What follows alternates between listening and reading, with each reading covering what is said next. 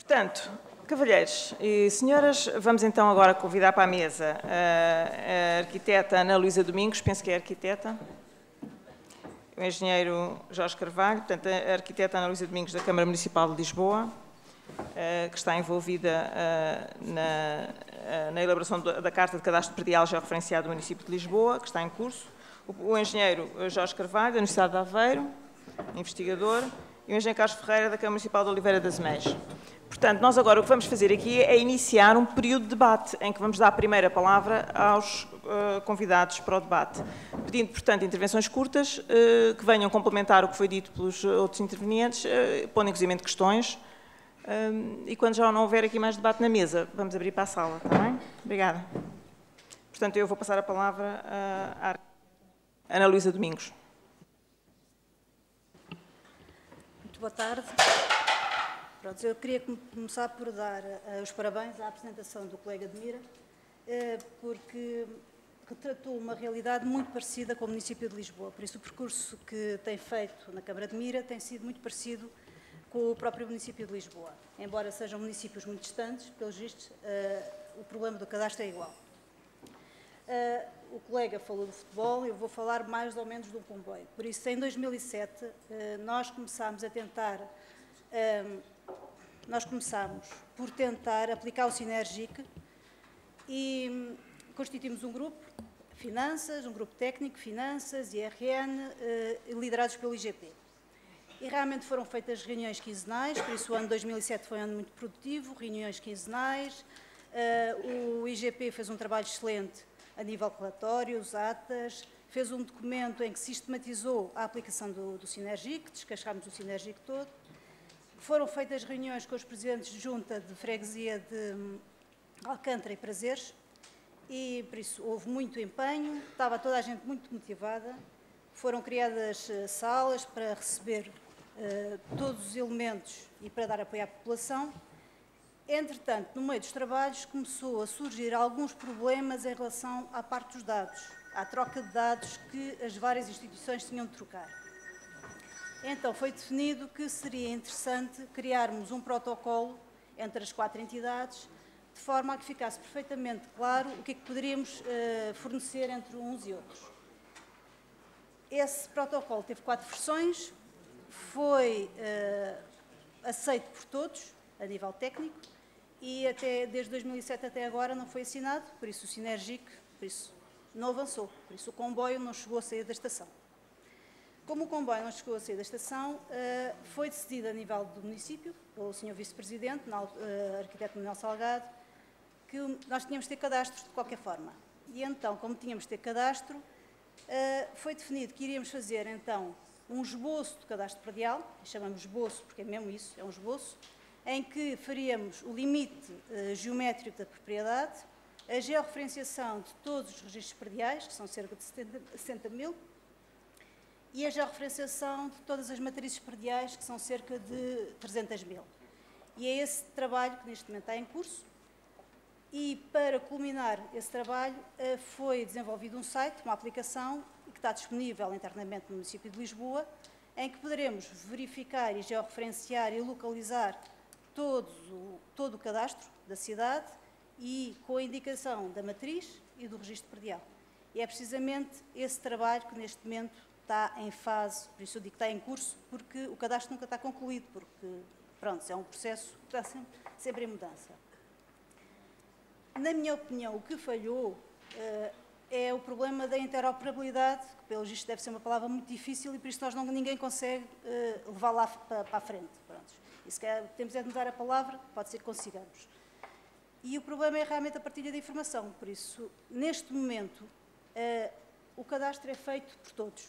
E, por isso, se realmente as pessoas não fornecerem informação e se não tivermos todos a consciência que temos de todos dar informação, nunca mais vamos conseguir sair e daqui a 10 anos estamos todos aqui, cabelo mais branco, mas continuamos a dizer que não existe cadastro. Por isso, eu penso que as instituições que estão envolvidas nesta tarefa de cadastro têm de perceber de uma vez por todas, por isso não é a nível técnico, porque a nível técnico todos nós achamos que é para partilhar, é a nível político perceber que realmente isto é para andar para a frente e a informação que é minha não é minha. Isto não são quintinhas, por isso temos todos de tentar trocar informação de forma a que isto ande para a frente. Pronto, isto era o meu contributo da Câmara de Lisboa. Muito obrigada.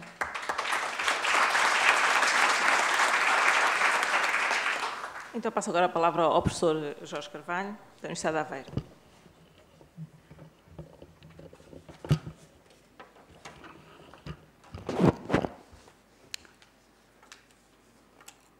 Boa tarde, uma tarde que já vai longa. Antes de mais, cumprimentar a organização, eu acho que este tema é extremamente oportuno e, por outro lado, agradecer a oportunidade de estar aqui a debater estas questões que acho importantes convosco.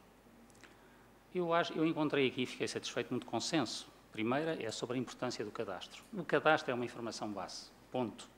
Indispensável para questões fiscais, indispensável para o ordenamento do território e para o desenvolvimento do território e até indispensável para o desenvolvimento da economia, para a estabilização de negócios, etc. Portanto, parece-me que é óbvio esta situação e que todos dissemos o mesmo. Depois também dissemos todos a mesma coisa.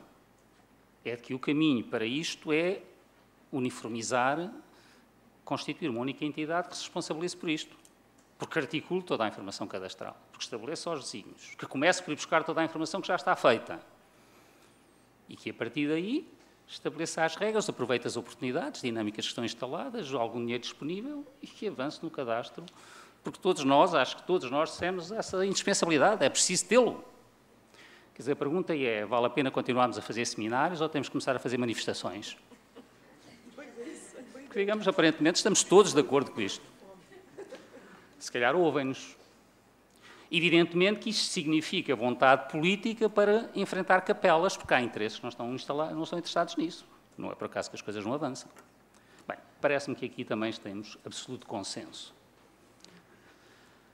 Desenvolvimento. Bem, quando não damos este primeiro passo, eu não sei bem como é que é o desenvolvimento, mas eu diria que, antes de mais chamar a atenção para uma coisa, nós umas vezes estávamos a falar em cadastro, mas muitas vezes já estávamos a falar em cartografia, que não é só cadastro, é muito mais do que isso, são muitas outras coisas. E, de facto, considerar o cadastro no quadro da informação sobre cartográfica parece-me um passo importante. Segundo passo, que assim ainda estamos longe de o dar, articulá-lo com a informação estatística. Ou seja, para o ordenamento e o desenvolvimento, nós não precisamos só conhecer as várias temáticas cartográficas, como depois temos que conhecer a população, o alojamento, a atividade económica, etc. E a integração de toda esta informação era o passo necessário. Um sonho que eu poderia deixar aqui era a ideia do Instituto Nacional de Cartografia e Estatística. E, de facto, começávamos a ter uma informação de utilidade pública ao serviço das entidades públicas que têm a administrar o território e ao serviço de todos os cidadãos e de todo o desenvolvimento económico e de todas as empresas, etc., que era fundamental para o desenvolvimento do país. Mais uma vez, isto implicava articulação, mais uma vez, isto implica juntar capelas e obrigar a que a articulação se faça. Outro tema, já que de manhã não pudemos discutir, avaliação da propriedade. Deixem-me dar também notas muito rápidas, até para fazer uma pergunta ao engenheiro Carlos Melo, que não sei já onde está, mas que me deixou aí fez-me aí uma fórmula que eu achei interessante e gostava de detalhar. Eu estou profundamente convicto que nós precisamos de uma avaliação de base cadastral, ou seja, uma avaliação que não implique presença, por razões óbvias. Se vamos avaliar um avaliador a visitar tal, nunca temos isso atualizado. Portanto, temos que ter uma avaliação de base cadastral e para ela basta local, área, potencial de uso, repito, potencial de uso, que muitas vezes não é o uso que está a ser executado, e do ponto de vista do ordenamento de território interessa que o proprietário deu o uso potencial, sob pena disso, não sendo assim ser um desperdício. A função social do solo significa a obrigação de usar a propriedade, não é só o direito de a usar, é também a obrigação de a usar. Portanto, eu diria potencial uso e edificabilidade licenciada. Com isto, era uma coisa que se podia todos os anos atualizar a informação da avaliação cadastral. Portanto, é perfeitamente possível, na minha opinião. Por isso, engenheiro Carlos Melo, eu fiquei de olho naquela não sei onde é que está, de olho na sua fórmula e queria perceber o que era o seu coeficiente de ocupação, ou acho que era assim que lhe chamava. Porque se for a ocupação efetiva, então ela está sempre a mudar e não podemos usar isso. Mas, de qualquer forma, deixe-me acabar que depois Se a mesa entender dar-lhe a palavra, espero que sim, responder-me-ia. Portanto, primeira ideia, então, uma avaliação de base cadastral. Segunda ideia, uma avaliação única para todos os efeitos legais. É absolutamente masoquista que o Estado organize avaliações diferentes conforme os fins. Então, para imposto, a propriedade vale uma coisa e agora para expropriação vale outra. Isto tem algum jeito. Portanto, e mais, eu acrescento-lhe até para razões da avaliação hipotecária. A gente ainda tem todos na cabeça o subprime e o que é que teve por trás. Não é? Avaliações hipotecárias de propriedades que de todo não correspondem ao valor real. A estabilidade financeira exige atitudes deste género, normativa, normalização. Portanto, também por aí eu propunha, então, a tal avaliação da propriedade, base cadastral e única para todos os efeitos legais, e penso que isto era extremamente importante para estabilizar o mercado.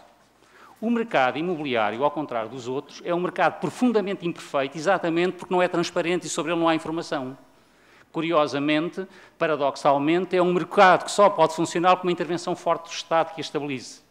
E, portanto, esta informação de base que possa estabilizar a informação sobre o mercado é um princípio básico para que ele possa funcionar e não seja tão especulativo como tem sido. Última nota que deixo aqui como desafio. Eu estive na equipe técnica que estava a rever a lei do solo.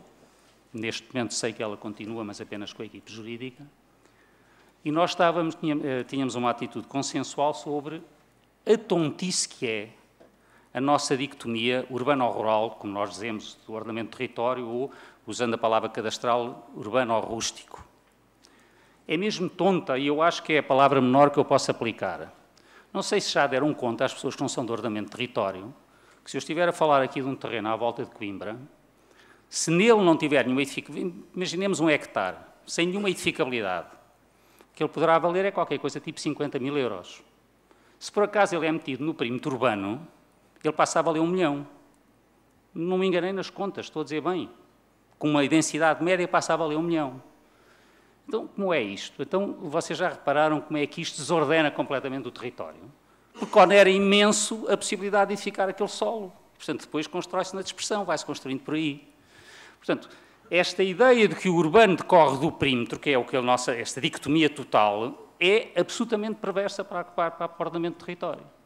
Portanto, esperaria bem que, sabendo eu que a revisão da lei continua aí, eu esperaria que esse referencial, que quando a gente mete no perímetro urbano passa a ser urbano, que isso acabasse e que houvesse alterações que depois, a meu ver, também tinham que ter consequências ao nível cadastral. Muito obrigado pela vossa atenção. Muito obrigada.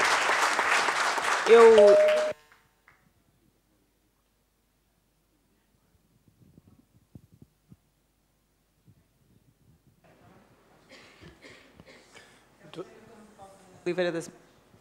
Boa tarde a todos. Antes de mais, gostaria de agradecer o convite por estar aqui presente. Isto de ser o último a falar traz algumas vantagens.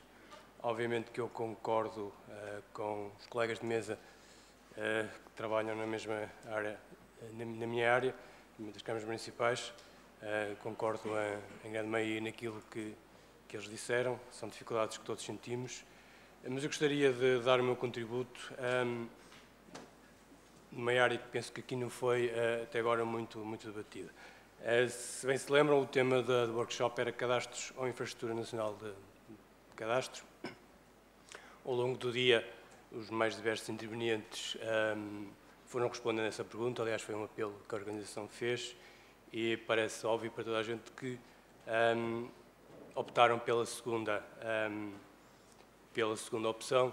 No meu ponto de vista, uns convictamente, outros por uma questão de ser, obviamente, politicamente correto, no meio desta questão de estar a defender uma capelinha ou estar a defender uma forma individual de abordar este problema, obviamente que não era muito simpático. Mas o mecanismo que nós temos neste momento, e que também penso que eventualmente poderia ter sido mais falado, refiro-me ao Synergic, é de facto o mecanismo, bom ou mau, discutível ou não, mas é o mecanismo que está aqui. Porque, e começando por aí, penso que neste momento parar novamente para pensar e reformular esse sistema obviamente não será, seguramente, no meu entender, no meu humilde entender, o melhor caminho, porque já foi perdido imenso tempo, já há muito tempo que se discute esta questão e, obviamente, que agora temos que trabalhar. Já hoje alguém aqui disse, se toda a gente concorda com isto tudo, o que é que estamos aqui a fazer fechados dentro desta sala? Devíamos estar lá fora a trabalhar. Que, pronto, tem alguma coisa de anedótico, mas bem analisado terá alguma razão de ser. Mas, mais uma vez, e reforço este ponto, no meu humilde entendimento relativamente à questão do Sinergic, era importante identificar um conjunto de pontos que eu há pouco, quando estava aí desse lado, identifiquei como pontos fracos, mas à medida que fui pensando melhor nisto, identifiquei como pontos críticos. Era importante olharmos e analisarmos este sistema como meio de conseguirmos aquilo que todos nós pretendemos, que era a obtenção do cadastro, e ver nos seus procedimentos, no mecanismo legal que o suporta, de facto, no meu entender, há lá pontos que merecem alguma reflexão. Desde logo, um primeiro, e quem eventualmente não anda no terreno, esta questão pode passar um pouco despercebida, mas é a conotação negativa que a questão do cadastro tem. Em primeiro lugar, porque ela é novamente associada a impostos e todas aquelas questões inerentes a isso. E, em segundo lugar, e eventualmente não menos importante, porque é uma questão que já se fala há imenso tempo, é uma questão que está em descrédito. Cada vez que surge um novo mecanismo, é agora que vamos fazer cadastro. Então, aí o que é que estamos a fazer até agora? É uma questão que, de facto, tem alguma conotação. Depois, também é uma questão que foi aqui muito falado, quer o mecanismo legislativo que o suporta, quer toda a metodologia, tudo que já foi escrito e dito sobre esta questão, acho que é um aspecto essencial, que falta aqui a coordenação entre o cadastro geométrico, digamos, a geometria das parcelas, as suas extremas, a definição da sua geometria, com os dados referentes à questão da conservatória e à questão das finanças. Isto, obviamente, não é uma questão fácil de resolver, é fácil dizer que não há coordenação, é fácil dizer que há as capelinhas, etc., etc., mas, de facto, é, no meu entender, claro e objetivo que o Sinergic não resolve esta questão. Poderão ser evocadas várias razões para isso, mas o legislador, no limite, não resolveu esta questão, porque, de facto, e passando um pouco à frente, julgo que o instrumento em si é pobre, é fraco, perdoem-me os termos, em termos legislativos. Ou seja, se lerem atentamente, ele refere imensas vezes deve. Isso todos nós sabemos que, em termos de, na prática, esse deve acaba por, a maior parte das vezes, não significar nada. Deve, mas não é obrigado a. E se não fizer, o que é que acontece? E, de facto, era importante pensar nisto e acho que é um ponto essencial. Outra questão, como também já foi aqui falado, tendo em conta que 90% e tal da propriedade é privada, acho que, de alguma forma, também este sistema esqueceu os proprietários. E aqui também já falamos, obviamente que a propriedade no Alentejo não tem a mesma dimensão que a propriedade no Minho, no Douro Litoral, na região norte em geral, ela é muito mais repartida, há um conjunto de problemas relativamente às parcelas, a identificação em termos muito maior que não existe noutras zonas e, de facto, falta olhar para os proprietários e a forma como os vamos trazer para o nosso lado. Eu acho que falta aqui um sistema, um incentivo para que as pessoas se sintam, de facto, mobilizadas, se vejam neste sistema, que ele lhe traga objetivos, que lhe traga, de facto, benefícios. Obviamente que, e eu, mais à frente, vou falar num caso concreto que nós fazemos depois na Câmara de Oliveiras de Mães, em contactos com o terreno, a primeira abordagem normalmente é muito complicada, é algo difícil, mas se nós conseguirmos ter algum tempo para explicar às pessoas, de facto, elas depois, como dizia o Sr. Vereador há pouco, elas acabam por aderir de uma forma massiva e acabam por colaborar e o projeto acaba por correr bem. Mas o primeiro impacto é sempre muito, muito complicado, porque esta questão é bastante negativa. Um outro aspecto, e por fim, que eu gostava de referir, melhor, dois aspectos, é que tem a ver com a questão do terreno. E já falámos aqui há pouco, já se brincou com a questão do GPS e do teodolito.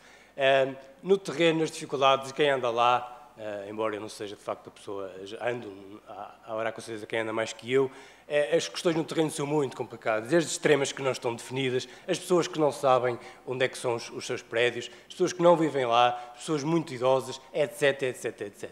Dizer-se que as pessoas devem demarcar os seus prédios, ponto, não chega, melhor, não vale nada. Divulgar na igreja, criar gabinetes próprios, não chega. Temos que ir mais além. Aquilo que se também falava aqui de ir com as pessoas e reavivar, passa por isso.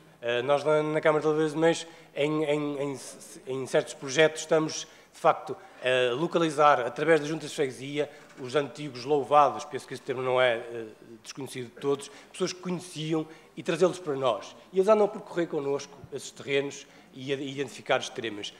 Acho que é importante uma maior proximidade. Por fim, embora isto possa ser um bocado polémico, eu penso que tem faltado uma entidade nacional forte nesta matéria.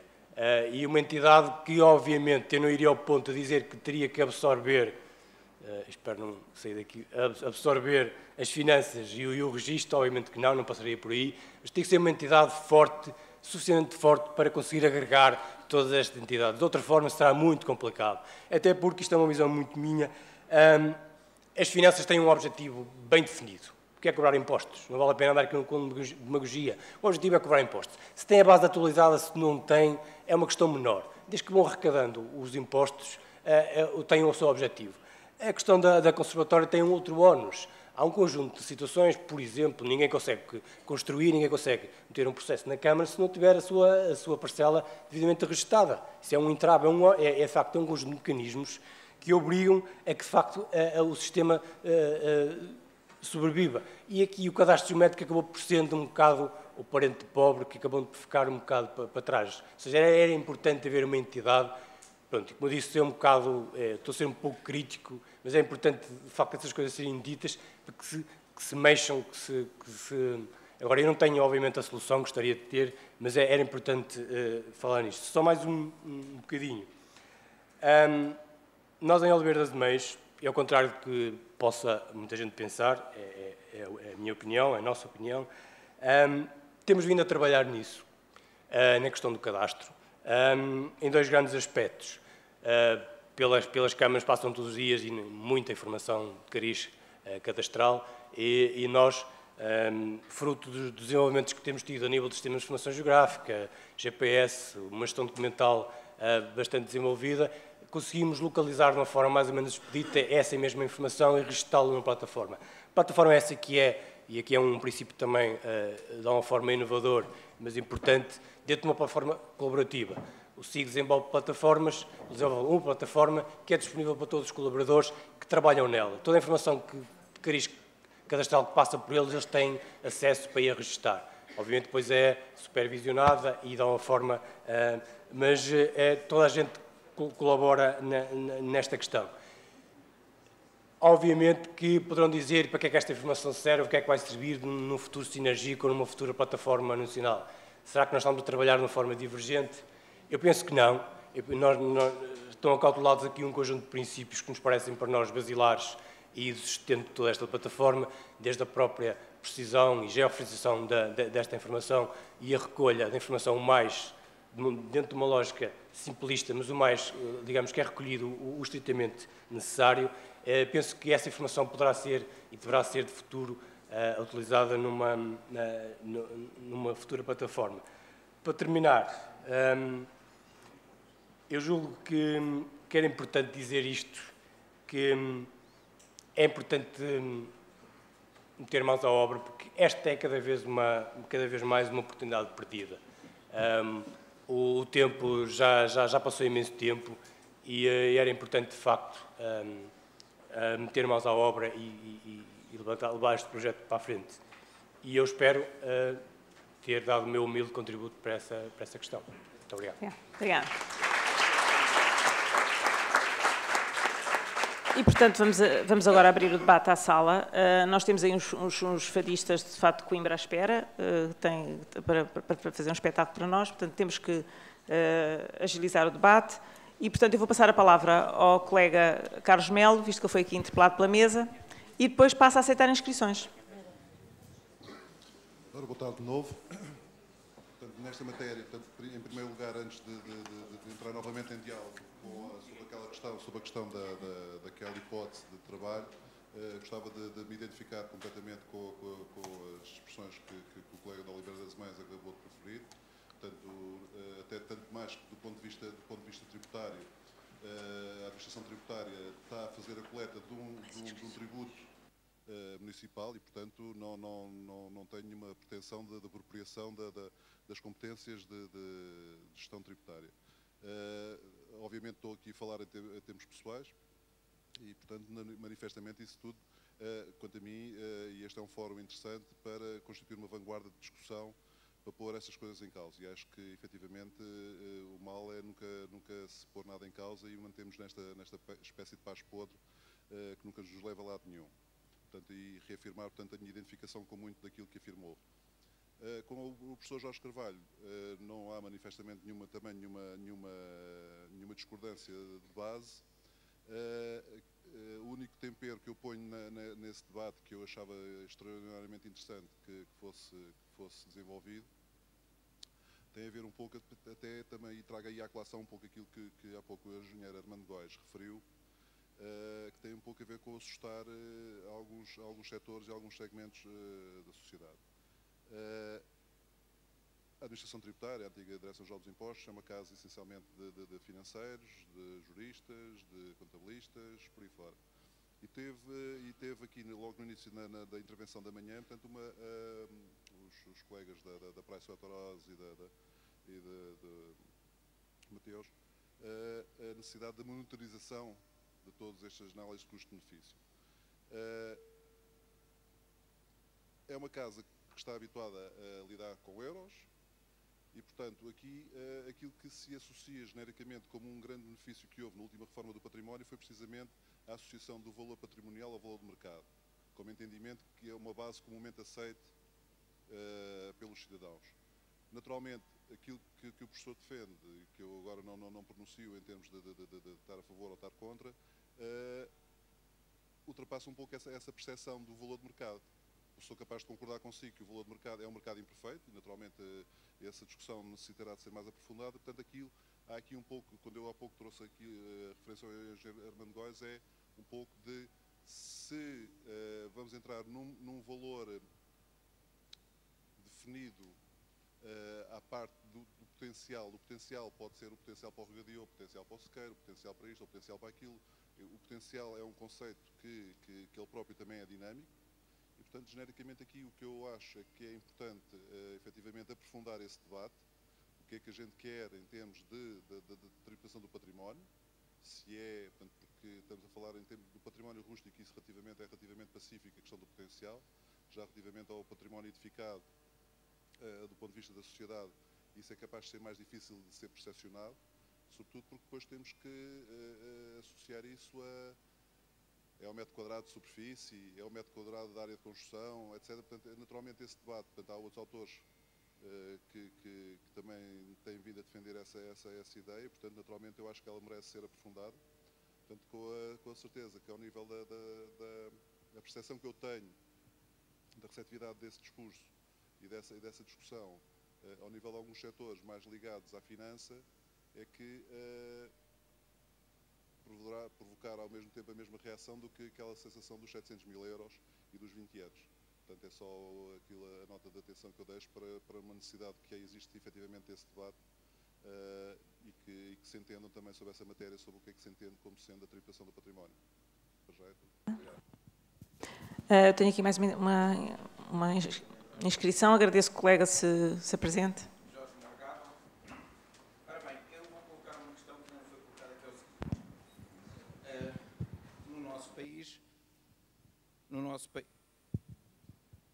No nosso país, de facto, a propriedade encontra-se muito repartida. E para repartida e muitas das vezes abandonada. E verifica-se alguma dificuldade, essa propriedade já poderia ter sido adquirida por proprietários confinantes que, digamos, iriam dar uma outra dimensão à propriedade no nosso país. No entanto, isto torna-se difícil. Porquê? custos de registro e notariado. Por vezes, o custo de aquisição no que se refere a registro e notariado é maior do que o próprio valor da propriedade. E não se compreende, ou eu pelo menos não compreendo, porque é que uma propriedade que tem 100 hectares, ou 1000 hectares, ou 20 hectares, em termos de registro e notariado, é praticamente idêntica o custo àquilo que se gasta numa propriedade de 500, de 1000 ou 2000 metros quadrados. Penso que esta questão que deveria também ser revista e analisada no sentido de facilitar, de facto, a dispersão da propriedade e a sua aglutinação por proprietários confinantes. Era só esta questão que gostava de ver. Muito obrigada. Tenho aqui a engenheira Virgínia Manta, da Câmara Municipal de Coimbra.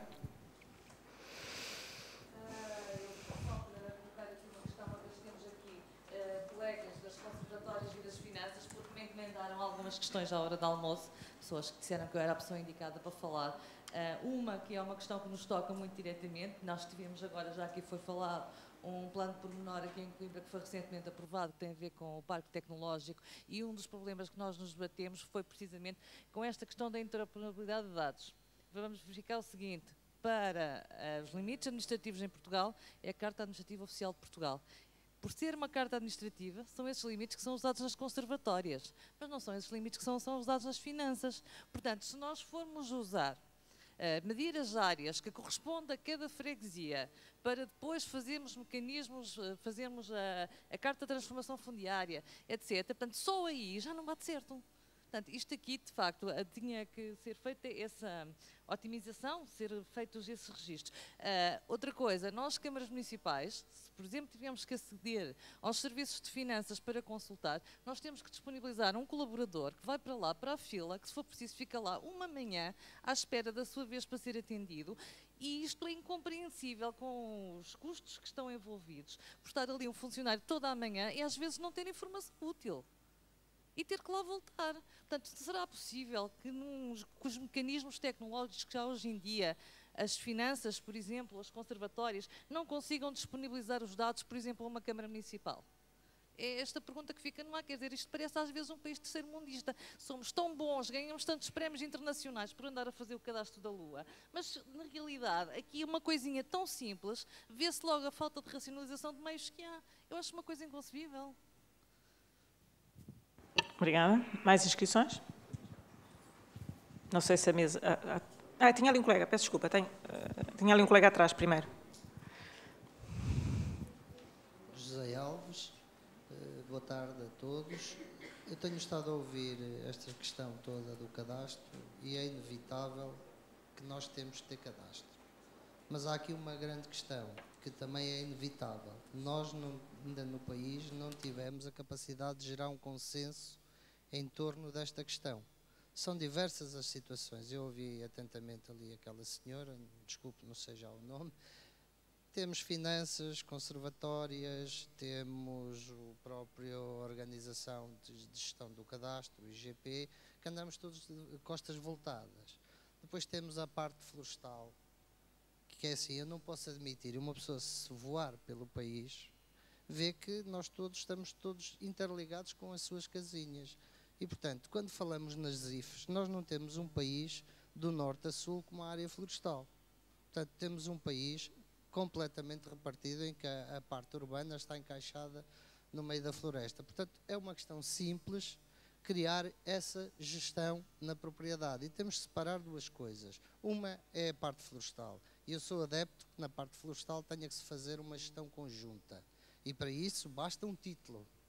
Temos uma área de 1000 hectares, eu tenho lá 1 hectare, o outro tem 1 hectare, mas temos um título. Temos é que ter uma gestão conjunta. Isto é, todos nós falamos, mas nunca ninguém diz qual é o valor que nós atribuímos à propriedade, qual é o acrescente de valor que vamos atribuir ao proprietário. Ou seja, nós somos proprietários, quase todos. Que valor é que nós temos de irem caçar? Que valor é que nós temos de nos irem retirar os fungos dos nossos terrenos? Que valor é que nós temos nos créditos de carbono? Zero.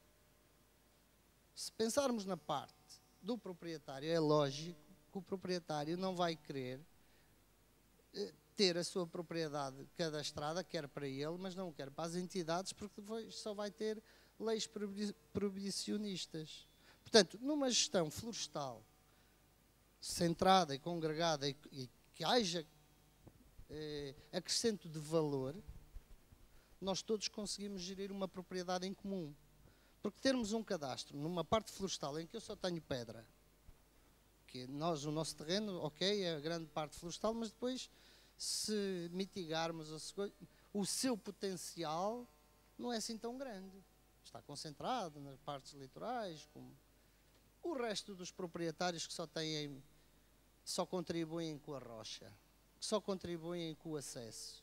Será que nós não temos uma administração forte para gerar valor a estes proprietários? Uma gestão conjunta? A lei existe, mas ninguém a aplica. Eu posso cortar um pinheiro, se tiver uma área inferior, salvo erro, a 3 hectares, eu posso pregar lá um corte raso. Mas, no entanto, ele é proibido.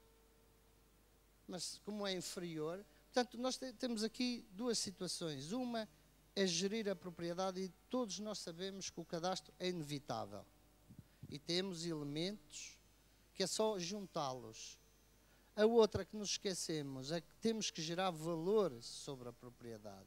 Se não gerarmos esse valor, não vamos povoar o interior, porque, digo-lhes, eu tenho experiência de cadastro, digo-lhes uma coisa, ninguém sabe onde são as extremas. É extremamente difícil, porque eu geri, porque eu compreendo ali o seu vereador, ainda bem que é um homem que não pertence à engenharia, vê isto de outra forma, e percebo a dificuldade que ele tem em implementar uma coisa e depois esbarrar em determinadas situações, porque é útil o que ele implementou no conselho dele. Agora, nós andamos no terreno, o proprietário não sabe onde é a extrema. O proprietário herdou aquilo do avô, do bisavô, aquilo é um quebra-cabeças. Ouçam, é um quebra-cabeças. E muitas vezes temos de ter uma linguagem com os proprietários no sentido, se eles não nos estão a dizer, eu não estou a dizer que eles são mentirosos, se nos estão a dizer a verdade, muitas vezes eles não sabem. Portanto, era isto que eu deixava um desafio aos órgãos, a nós todos. Nós temos que gerar valor sobre a propriedade. Se não gerarmos esse valor isento, eficaz, nós nunca chegamos a lado nenhum. Obrigado. Obrigada. Tenho aqui mais uma intervenção. Nós estamos quase a fechar, portanto, temos que passar às conclusões. Penso que não há mais inscrições. O meu nome é Paulo Silva Santos. Só queria aqui dizer 2 ou 3 considerações. Que era relativamente à necessidade de uma infraestrutura nacional de cadastro, penso que é consensual que ela tem que existir. Eu gostava daqui de deixar ficar aqui uma pergunta no ar, que é o seguinte. Tivemos aqui vários colegas. Sim.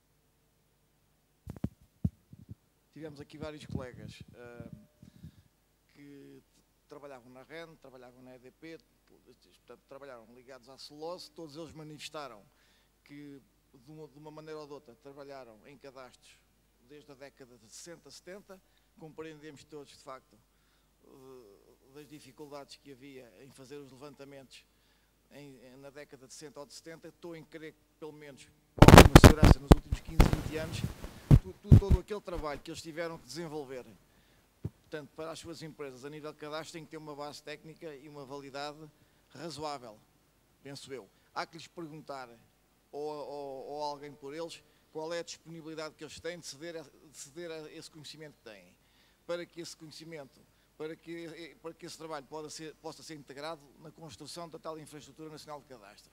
Claro que não nos podemos esquecer que tem que haver um modelo para levar a cabo essa infraestrutura. Tem que ser um modelo sustentável, tem que ser um modelo de utilizador-pagador e é evidente que essas entidades, para poderem ceder todo esse know-how, têm que ter contrapartidas que têm que ser negociadas.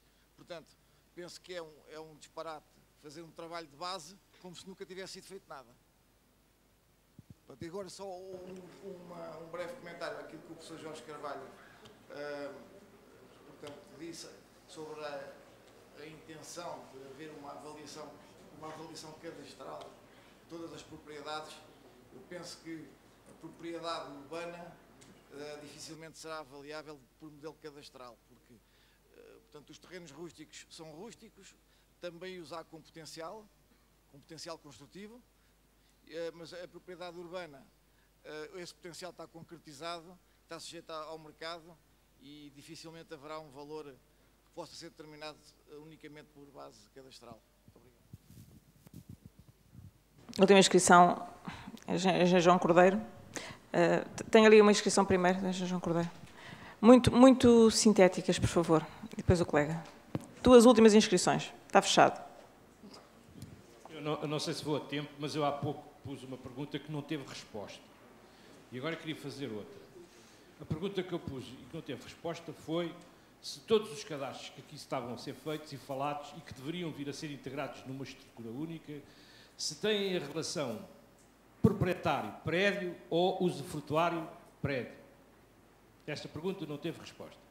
A segunda pergunta que eu queria pôr é, e agora foi abordada aqui por este colega também, de alguma maneira, que é todas as instituições que se prontificaram, ou melhor, que opinaram no sentido de que deveria haver essa infraestrutura e que deveriam ser coletados todos os dados possíveis para criar essa infraestrutura, para encher, para essa expressão, pensam como? Todos esses dados vão ser fornecidos para a infraestrutura gratuitamente, numa atitude colaborativa, ou que essa infraestrutura vai ter que pagar os custos inerentes à produção que esses dados tiveram?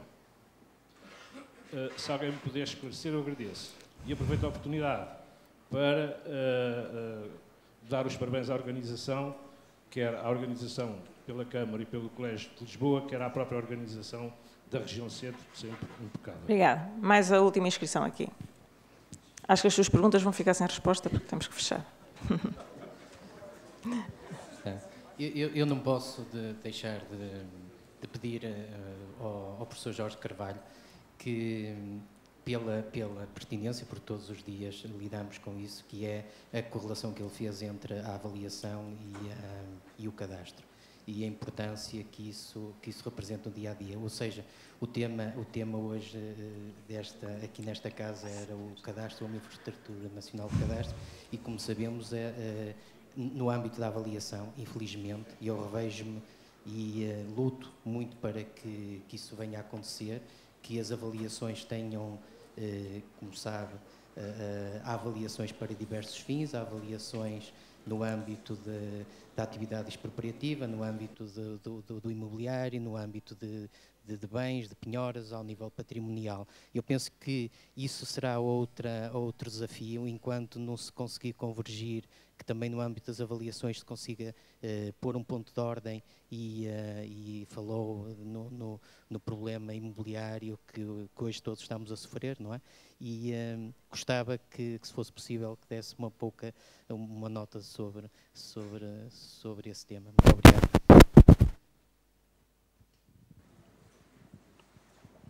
Estás a pôr? Foi solicitado para fazer uma... Sim, sim.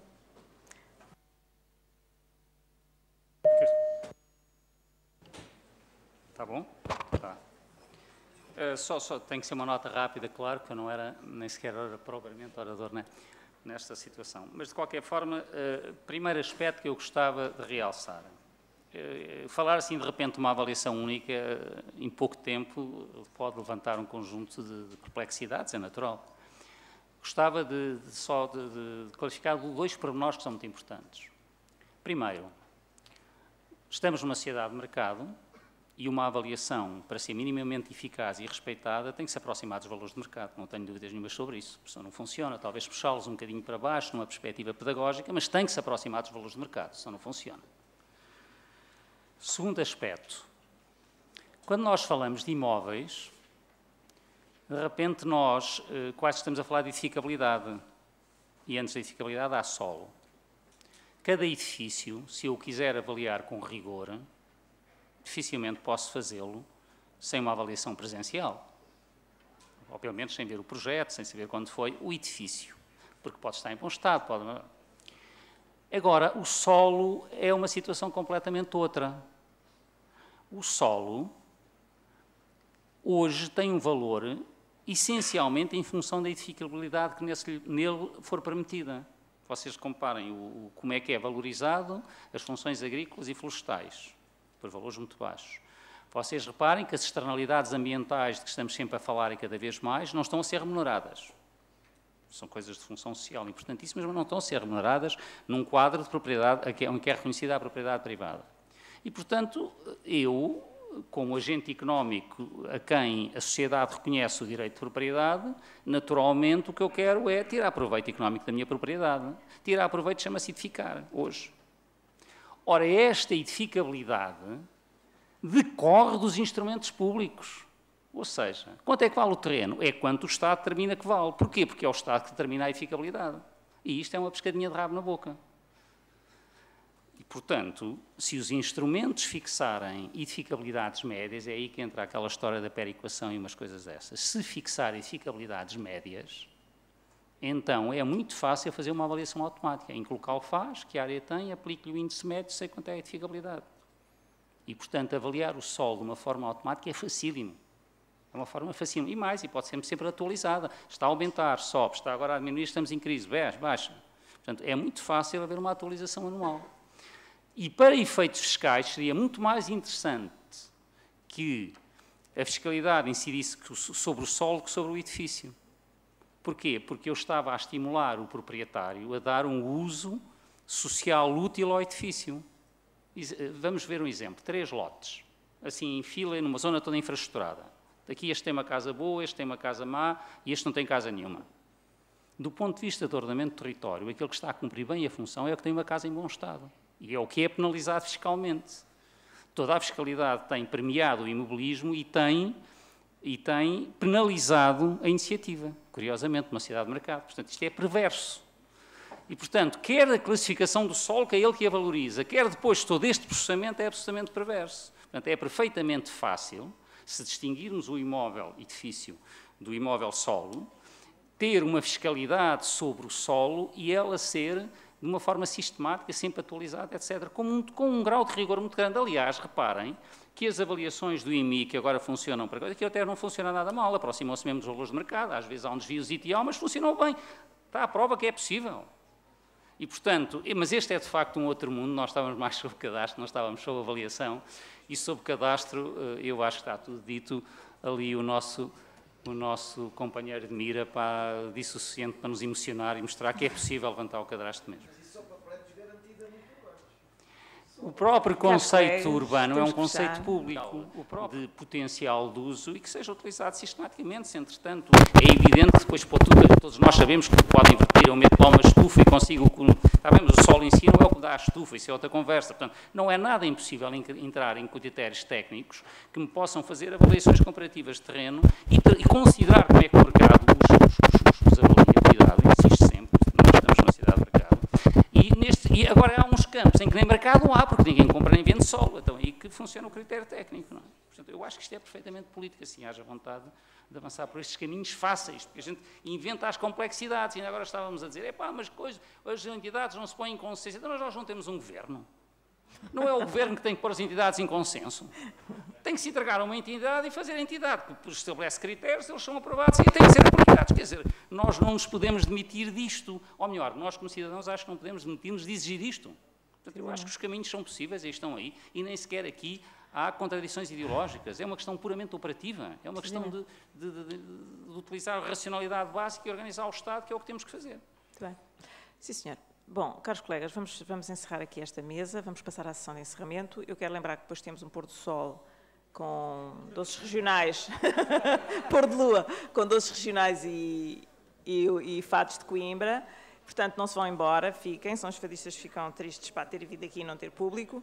Eu queria só finalizar agradecendo aos intervenientes aqui nesta mesa e, já que as pessoas todas hoje centralizaram em mim os cumprimentos pela organização, eu queria transferir esses cumprimentos para a engenheira Virginia Manta, da Câmara Municipal de Coimbra, para a engenheira Magalhães Cardoso, para o Dr. António Monteiro, da Câmara Municipal de Coimbra, que se fartaram de trabalhar, e aqui para a região centro, para a colega Elisa Almeida e para o Otávio Alexandrino e para toda a logística aqui da região centro, que é sempre impecável. Os meus agradecimentos.